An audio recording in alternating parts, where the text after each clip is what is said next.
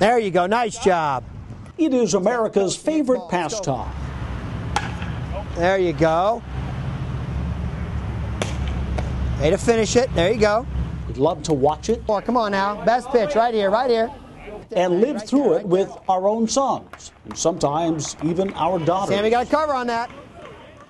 Now the goals are simple. You hit the ball, you get safely on base, and ultimately score the winning run.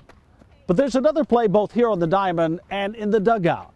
It is the squeeze play. Defined as a situation in which pressure is exerted to obtain a concession or achieve a goal, it's an expression dating back from about 1900, coming from baseball. A runner on third breaks for home, knowing the batter is going to bunt. Stop. Now the fielder with less than 2 outs has to make a tough decision here. Go with the automatic out and the for sure play to first. But that lets the runner score at home. But it doesn't stop there. Players, coaches, and even parents are part of the squeeze play for today's Little Leaguers. And suicide. Okay, next. We got to take care of business tomorrow night to get to the second game. All right, and have some fun on Saturday. All right, let's have fun tomorrow night. G-Men on 3. 1, 2, 3, G-Men! Great job, guys. Good job, good job. Pick them up. A squeeze that has gotten even tighter because of past success. Davenport Little Leaguers making it to the Little League World Series. Their achievements on the field then are making it harder for some to play now. Hey, 1 out. In his time as president of Davenport Southeast Little League, Rich Sullivan has seen a 50% increase in kids wanting to play. Go, go, go! Get there, Cam, get there, Cam, get there, get there! Up, on the back, on the back, on the back! It's made it more competitive at times. Obviously, kids that are good ball players, they strive to play on TV. That's their goal and their dream. And given the opportunity, they try to get into Little League, and then that, of course, you know, makes it more competitive. That squeeze to meet high expectations, not just on the athletes, but the parents and the coaches. And some people are more emotional than others, and they just can't contain themselves sometimes. And, you know, it's amazing just how emotional people get with youth sports. Like a coach of a minor league team, teams of mostly 10, 9, and in some cases 7-year-olds who got into a verbal shouting match with the umpire, then with competing fans who say he threatened them. The police were called to the field and the coach was sent packing. We've had some incidents. In fact, we had an incident just the other day. The particular coach was asked to leave the park, and he did. And in fact, we asked him not to come back for this picnic today either. And if they think they had an opportunity to do better or advance, and it was a case where maybe you know, they were wronged by the rules or by a bad call, they get mad, very mad sometimes. Chris Robbins will tell you that anger mixed in with the competitive spirit can sometimes push him over that line, aimed not at fans or umpires, but sometimes at his own son, who he happens to coach. You got to walk the fine line, trying to teach the kids, build character. You still want to be successful and win. So it's a fine line that you walk.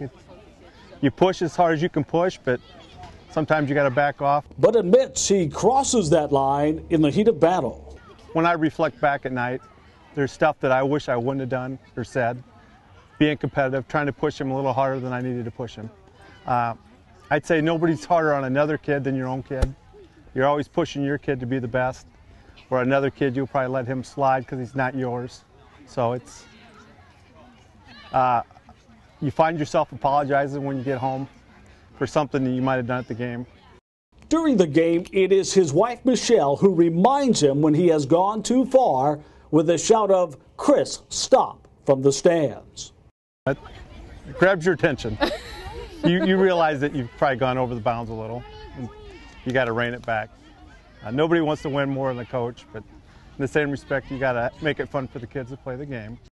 But what comes first, fun for the kids or wins for the adults? Chris's son Taylor and his friends dream of the day when they can hear their names on ESPN's coverage of the Little League World Series. Here comes Taylor Robbins up to bat for maybe to get the game-winning hasted scoring or go-ahead run. To get there, you have to play a lot of games, and not just the 40-plus games in the season and postseason, but on traveling teams, all-star teams, many even using personal baseball trainers in the offseason. And if you don't start early in life, well, good luck getting playing time. Good. If you don't start till you're 12 or 13 start playing baseball, you're kind of behind. You're behind a hard spot already. You're not going to have that skills and that experience those kids have had since they've been 7, 8, and 9 years old. And Greg should know his team came into this season with a solid lineup of veterans 12 years old and younger. We're really young last year. We drafted 11 and 10-year-olds in the draft, and so this year coming back we had 9 kids coming back from last year. Yeah, 9 kids coming back. We picked up 2 brother options, so 2 of our kids' brothers came up, and we had 1 draft choice. So we were a pretty experienced team coming back with a lot of expectation coming into the season. Every team has a player, too, that doesn't meet those high expectations. And because of that, and because this league is so competitive, odds are they'll spend more time in the dugout than on the diamond. You want to win as a team. Our philosophy on Gem Vision was we win and lose as a team. Not one play costs us the game. And so each kid contributes to this whole success we had this year by winning league championships. But each kid also shares in any loss we had. It's a win and lose as a team. While Greg says his team goal is to help everyone grow, he nearly lost everything he worked for this season when in this game, one 12-year-old never got a chance to bat. We'll hear from the boy who didn't get to play and a mother from the opposing team who was upset her son's coach did not force Greg's team to forfeit the game and the championship. Greg says it was just an oversight, an honest mistake. His team ended up the league champions. Expansion team last year and took our licking last year and went from last place last year to first place. So a lot of credit goes to these boys for everything they did. So Sammy Bennett.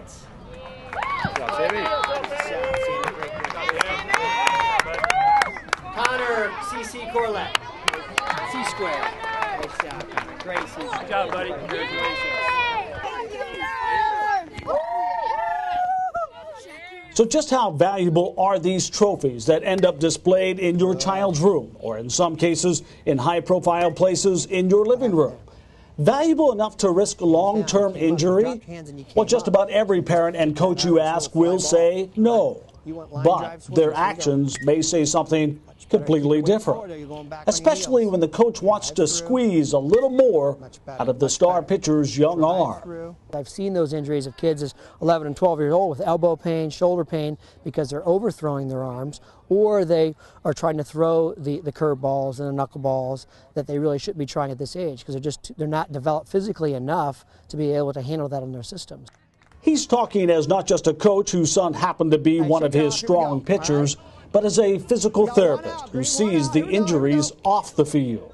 Some of the coaches will say, you hear they go, well, my son's been pitching for 3 years, so I can show him the curveball, I'll teach him the right way, he'll be fine. But I still don't agree with that. You know, the research shows, if you look at the medical research, it shows that too early throwing the curveballs, knuckleballs, and all those type pitches will actually damage a kid's arm, and you don't know how long. If they continue to be pitching through Little League and then into high school, there could be more problems they can develop in their shoulders and elbows because of that early damage they sustain in Little League.